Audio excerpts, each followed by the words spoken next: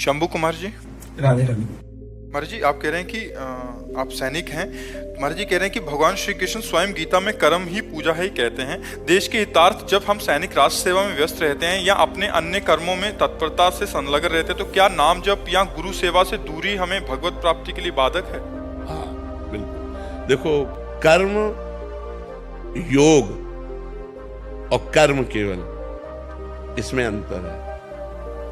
कर्म केवल जन्म मरण प्राप्त कराएगा।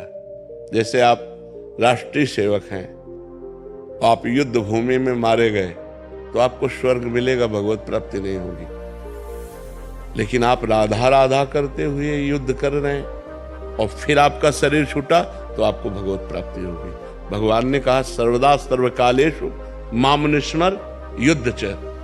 दो बातें कही, केवल युद्ध नहीं कहा, मामनुस्मर युद्ध च, मेरा स्मरण करते हुए युद्ध करो, तो वो हो गया कर्म योग। और केवल युद्ध, ये हो गया कर्म। तो कर्म का परिणाम लोक लोकांतर तक मिल सकता है, भगवान नहीं। कर्म योग भगवत प्राप्ति कराता है। और कर्म योग तब होगा जब मामनुस्मर युद्ध च, मेरा स्मरण करते हुए युद्ध करो। तो भगवान का स्मरण करते हुए यदि आप राष्ट्र सेवा करते हैं तो ये आपका भजन भगवत प्राप्ति कराएगा। और अगर ऐसे ही मर जाते हैं, मान लो युद्ध में ऐसे मर जाते हैं, तो आपको स्वर्ग की प्राप्ति होगी, ना कि भगवान की प्राप्ति।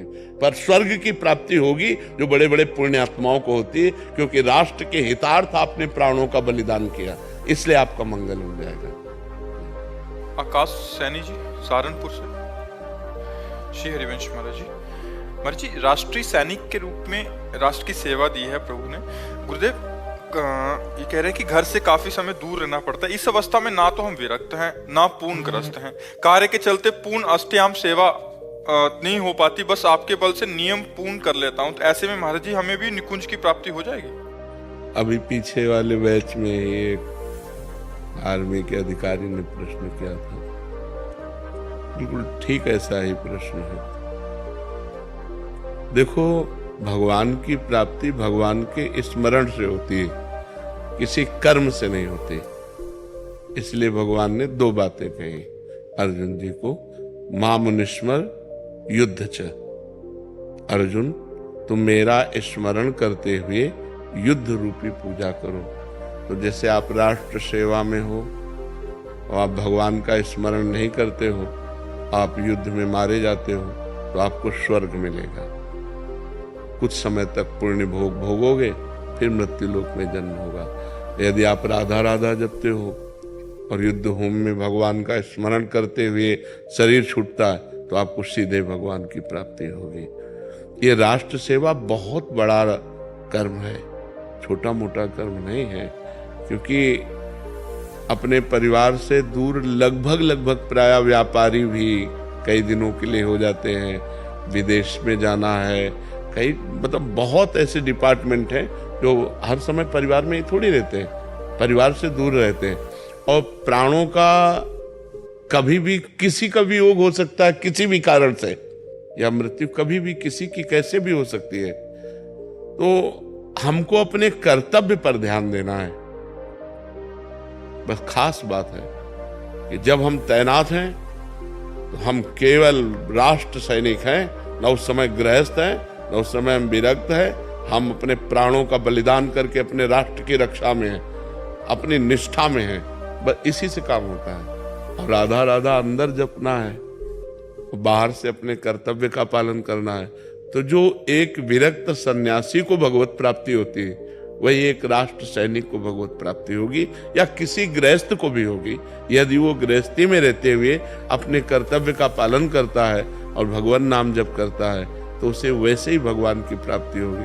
देखो, बड़े उच्च कोटि के गृहस्थ हुए हैं, जैसे नरसिंह मेहता जी, बेटी थी, बेटा था, पत्नी थी। पीपा जी पत्नी थी, राजा थे। अम्बरीश जी बड़े उच्च कोटि के गृहस्थ हुए हैं। तो क्या वो पत्नी सेवन नहीं करते थे, या भोजन नहीं करते थे, या राजवैभव का?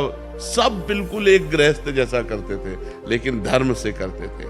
और भगवान का स्मरण करते हुए करते थे और भगवान को समर्पित थे, इसी से उनको भगवत प्राप्ति हो गई। तो ऐसा आप भी करें, भगवान को समर्पित हैं, राष्ट्र सेवा में हैं, नाम जप कर रहे हैं, जब घर गए तो भरपूर प्यार परिवार वालों को दिया, और जब तैनात हैं तो राष्ट्र की सेवा के लिए बिल्कुल निर्मोही होकर, राष्ट्र के सामने कुछ नहीं, तो बस फिर भगवत प्राप्ति हो जाएगी। इन संतों को देख के लगता है अंदर से मन लगता है कि ये जीवन व्यर्थना चला। हाँ, ये बहुत बहुत कीमती बात है आपकी, कि मन डरता है कि जीवन व्यर्थ ना चला जाए, बहुत कीमती बात है।